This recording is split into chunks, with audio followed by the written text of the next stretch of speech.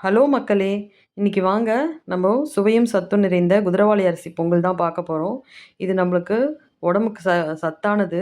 இது வந்து ஒரு வகையான மில்லட்ஸ் வகை சேர்ந்தது தான். இது நம்ம எடுத்துக்கிறதுனால நம்மளுக்கு வெயிட் லாஸும் ரொம்ப சீக்கிரமா ஆகும். வாரத்துக்கு 2 நாள் எடுத்துக்கலாம். சுகர் இருக்கவங்களும் இத சாப்பிடலாம். அவங்களுக்கும் ரொம்ப சுகர் ரொம்ப கம்மியாகறதுக்கு சான்ஸ் இருக்கு. நீங்க எதுக்கும் இது ட்ரை பண்ணி பாருங்க இந்த அரிசிய. ஃபர்ஸ்ட்டு நம்ம இதுக்கு ஒரு ஆழாக்குல, கிளாஸ்ல கூட நீங்க அளந்துக்கலாம். நான் இப்ப ஆழாக்குல தான் அளந்துக்கிறேன். ஆழாக்குல 3/4 பங்கு இந்த அரிசி எடுத்துக்கிறேன்.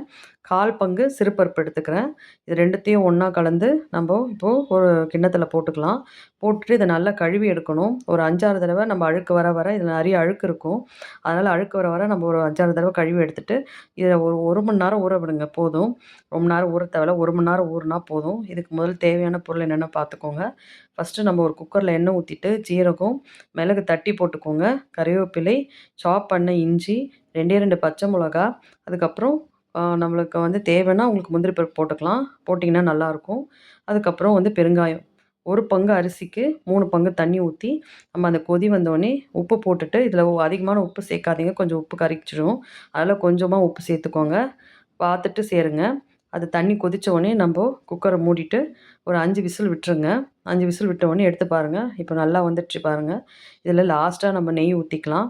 இத நல்லா நம்ம கிளறி விடலாம். கிளறி விட்டா கொஞ்சம் தண்ணியா இருந்தா கூட கொஞ்ச நேரம் கழிச்சு அது கெட்டியாயிடும். இது ரொம்ப நல்லாயிருக்கும். நீங்க குழந்தைங்களுக்கோ, இல்ல பசங்க நீங்க எல்லாருமே இத சாப்பிடலாம். வாரத்துக்கு 2 நாள் சேர்த்துக்கோங்க. இத வந்து நம்ம சேர்க்கறதுனால, நம்மளுக்கு வந்து இப்ப அரிசி எடுக்காம இத எடுக்கிறதுனால ரொம்ப யூஸ்ஃபுல். இப்ப எல்லாரும் மில்லட்ஸ் தான் எடுக்க சொல்றாங்க. நீங்க செஞ்சு பார்த்துட்டு கமெண்ட்ஸ்ல எப்படி இருக்குன்னு சொல்லுங்க.